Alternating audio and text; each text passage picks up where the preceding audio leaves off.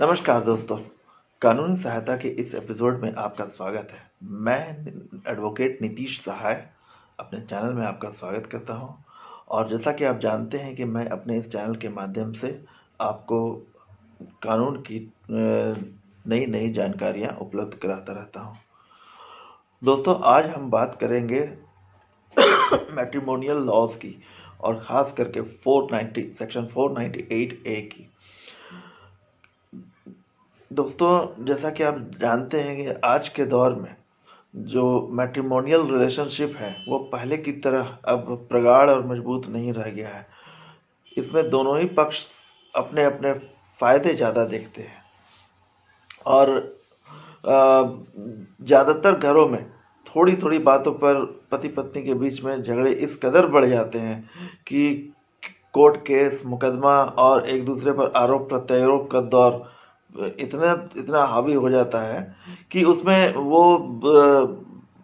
नैतिकता और भावनाओं को बिल्कुल ताक पे रख देते हैं दोनों पक्ष और एक दूसरे को पक्ष को ज़्यादा से ज़्यादा नुकसान पहुंचाने का ही सोचते हैं। तो ऐसे में अगर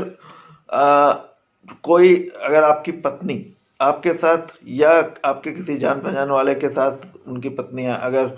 कोई इस तरह का कोई झूठा केस करके उन्हें फंसाने और मानसिक तौर पर परेशान करने की अगर कोशिश कर रही हों, तो ऐसे में आपका थोड़ा सा कानूनी जानकारी होना ये मैं समझता हूँ कि बहुत ही आवश्यक है और इसीलिए आज मैंने इस विषय को अपने इस वीडियो के लिए चुना। तो आइए दोस्तों, पहले देखते हैं कि ये प्रक्रिया है क्या। वीडियो शुरू करने से पहले मैं आपसे एक रिक्वेस्ट करूंगा कि अगर आपने मेरे चैनल को अभी तक सब्सक्राइब नहीं किया है तो कृपया ऐसे कर लें, ताकि मैं आपको इसी तरह के जानकारी युक्त वीडियो देता रहूं और इससे मुझे बहुत ही इंकरेजमेंट मिलता है। धन्यवाद। तो दोस्तों, चलिए वीडियो शुरू करते हैं। दोस्तों, 498A जो कानून है वो ये कहता है कि पति अथवा उसके परिवार के लोगों द्वारा यदि किसी महिला का शारीरिक और या मानसिक या किसी अन्य तरीके से प्रताड़ित किया जाता है तो इस पर कोर्ट और पुलिस वो रिपोर्ट कर सकती हैं और ऐसी रिपोर्ट आने पर पति अथवा उसके परिवार के लोगों को आरोप साबित होने पर 3 साल की सजा और ये फाइन या दोनों होने का प्रावधान है। दोस्तों, ये जो सेक्शन है ये कॉग्निजेबल सेक्शन है और नॉन बेलेबल सेक्शन है। इस कारण इसका प्रयोग महिलाएं बहुत ही ज़्यादा तौर पर आजकल कर रही हैं और छोटी छोटी बातों पर भी वो अपने पति को इस सेक्शन की ही धमकी देकर उनके साथ अत्याचार भी करने से नहीं चूकती हैं। तो दोस्तों, अगर आपके साथ या आपके किसी रिश्तेदार के साथ इस तरह का मामला कोई हो जाता है तो इससे बचने के लिए आपको क्या करना पड़ेगा, आइए हम लोग इस वीडियो में यही जानते हैं। अगर दोस्तों, सबसे पहले मैं आपको ये बता दूं कि 498A का जो मैटर आता है वो एक दिन में नहीं आता है। वो आपको जब शुरुआत होने लगेगा तो आपको अपने पत्नी के व्यवहार से ही आपको वो पता चल जाएगा कि वो इस तरह का कोई कदम उठा सकती हैं। अगर आपको ऐसा लगता है तो मेरे विचार में आपके लिए सबसे पहला जो कदम है वो यही है कि आप पत्नी के व्यवहार की बारीकता से जांच करना शुरू कर दें और उनके जितने भी व्यवहार हैं उनको आप जहां तक हो सके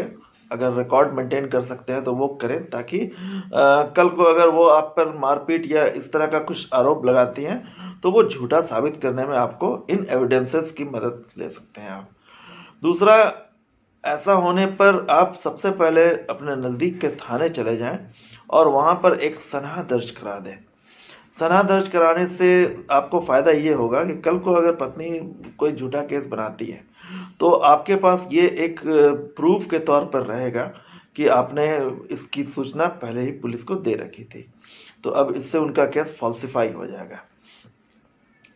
दोस्तों इसके बाद अब जब इस तरह का जब झूठा केस होने का होता है तो सबसे पहले आमतौर पर पत्नियां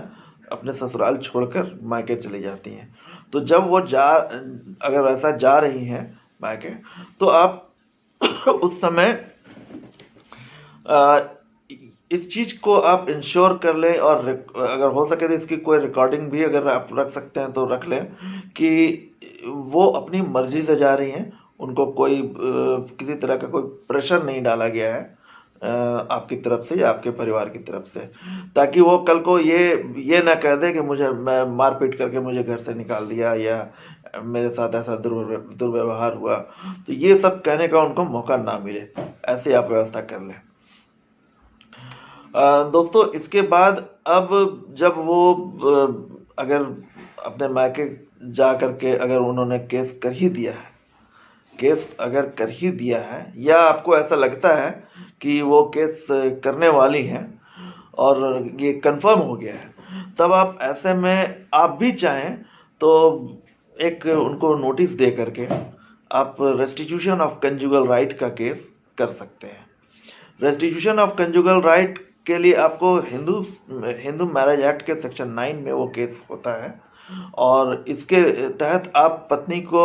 अपने ससुराल आने के लिए और आपके साथ रहने के लिए आप बोल सकते हैं। और अगर वो नहीं मानती हैं तो फिर कोर्ट में आगे भी ये प्रूव हो जाएगा कि ये पत्नी अपने इच्छा से, अपनी मर्जी से आपके साथ नहीं रहना चाह रही हैं, और ये आपका 498 एक्ट के केस में भी ये आपको मदद करेगा। इसके अलावा दोस्तों अब जो 498 एक्ट के प्रति चूंकि सरकार का भी अब रवैया थोड़ा सा बदल गया है सुप्रीम कोर्ट के जजमेंट्स आ जाने के बाद, जिसमें उन्होंने क्लियर कट इस मैटर को पहले मीडिएशन सेंटर में भेजने की बात कही है, और वहां से अगर ये फेल हो जाता है तभी फिर कोई कानूनी कार्रवाई करने के बारे में कहा गया है, जिसके बारे में मैं अभी डिटेल में बात नहीं करूँगा। लेकिन सुप्रीम कोर्ट की गाइडलाइन आ जाने के बाद अब यहाँ आपको बेल लेने में भी अब थोड़ी सहूलियत हो गई है पहले से। तो दोस्तों अब अगर आपके पास पत्नी ने अगर केस कर ही दिया है तो नेचुरली आपको थाने से जो है तो एक समन या कॉल आ सकता है। अगर समन आता है तो आप निश्चित रूप से थाना जाएं, लेकिन अपने साथ एक क्रिमिनल लॉयर को भी हायर कर लें और उनके इंस्ट्रक्शन पे ही जाएं। और वहाँ पर आप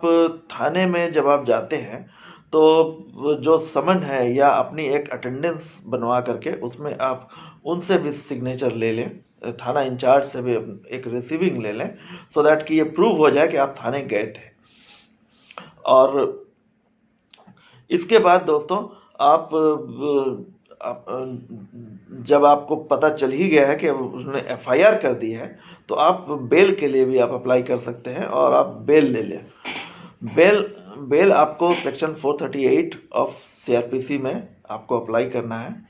और जब बेल मिल जाता है, बेल मिल जाने के बाद आप उस एफआईआर की क्वैशिंग के लिए आप हाई कोर्ट में एक पिटीशन डाल सकते हैं। तो इस तरह से जब आपने हाई कोर्ट में पिटीशन डाल दिया तो ऐसे नॉर्मली हाई कोर्ट का रवैया इस तरह के मैटर में एफआईआर को क्वाश करने का नहीं रहता है, लेकिन यहाँ अगर ये क्लियर आप ये प्रूफ करने के पोजीशन में रहेंगे कि आपकी पत्नी ने जानबूझकर आप पर ये केस, झूठा केस मढ़ा है, तो निश्चित ही आपको इसमें सफलता मिलेगी और ये एफआईआर क्वैश हो जाएगा। इसके लिए मैं आपको सजेस्ट करूंगा कि आप इसमें अच्छा क्रिमिनल लॉयर हायर करें, और जिनको अच्छे नॉलेज हो, जिनकी क्रिमिनल केसेस पे अच्छी पकड़ हो, उनसे आप सलाह लेकर के ही काम करें। तो इस प्रकार देखिए दोस्तों कि आप जब एफआईआर को जब क्वैश करा लेते हैं तो अब आपका जो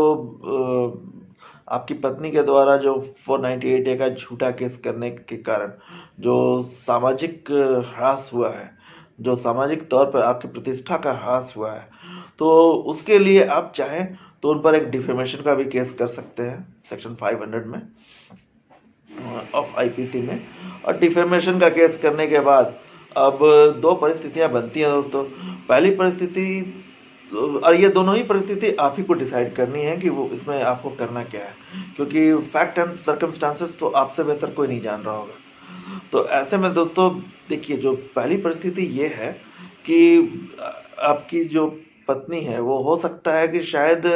अपने मायके वाले या किसी और के, किसी दोस्त मित्र या किसी अन्य के इंस्टिगेशन में आकर के, सडन प्रोवोकेशन में वो 498A का केस कर तो दिया था उन्होंने, किंतु शायद हो सकता है कि अब वो जब इस तरह का चीज़ हो गया है तो अब वो शायद रिग्रेट भी कर रही हूँ, और आप भी ये चाहते होंगे कि आपकी फैमिली ना टूटे, और पत्नी अगर वापस आना चाहे रिग्रेट करके तो आप उनको रखना भी चाह रहे हो। तो ऐसी स्थिति में आप उनसे कॉम्प्रोमाइज़ करवा करके आप उनको रख भी सकते हैं। और अगर नहीं होता है, अगर आपको लगता है कि नहीं अब आप पत्नी के साथ नहीं रह सकते हैं, तो फाइनली आप फिर डिवोर्स के लिए भी आप अप्लाई कर सकते हैं, और डिवोर्स लेकर के अपना आप इंडिपेंडेंट लाइफ भी आप लीड कर सकते हैं। यहाँ मैं आपको डिवोर्स लेने के लिए इंस्टिगेट नहीं कर रहा हूँ दोस्तों, लेकिन ये आपके सिचुएशन पे डिपेंड करता है। अगर आपका सिचुएशन वैसा है, क्योंकि आज के समय में अब उतना पहले की तरह मॉरल और सेंटिमेंट्स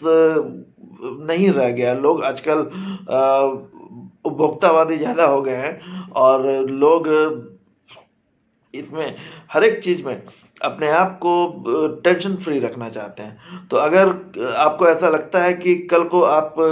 अगर पत्नी के साथ रहते हैं तो उसमें ज़्यादा टेंशन होगा, तो उससे बढ़िया आप डिवोर्स लेकर के अपना जीवन नए सिरे से शुरू कर सकते हैं। तो लेकिन ये डिसीजन आप ही को लेना है, और इसमें मेरी कोई राय नहीं है। ये सिर्फ एक समय के हिसाब से आप अपना चाहें तो कर सकते हैं। तो इस प्रकार दोस्तों हम देखते हैं कि अगर 498A का कोई झूठा केस आप पर हो जाता है तो इस पर आप एक प्रॉम्प्ट लीगल एक्शन ले करके आप आराम से इसमें बच सकते हैं। और कानून के प्रावधानों को अगर आप सही से आप भी समझेंगे तो इसमें आपको कहीं कोई दिक्कत नहीं आएगी। तो आज के लिए दोस्तों इतना ही। अगर मेरा ये वीडियो अच्छा लगा हो तो इसे कृपया लाइक कर लें, और एक बार मैं फिर से कहूँगा कि अगर आप मेरे चैनल को सब्सक्राइब कर लें तो मैं इस तरह के वीडियोस बना करके आपके लिए मैं हमेशा लाता रहूँगा। तो वॉच करने के लिए धन्यवाद। फिर मिलते हैं अगले वीडियो में।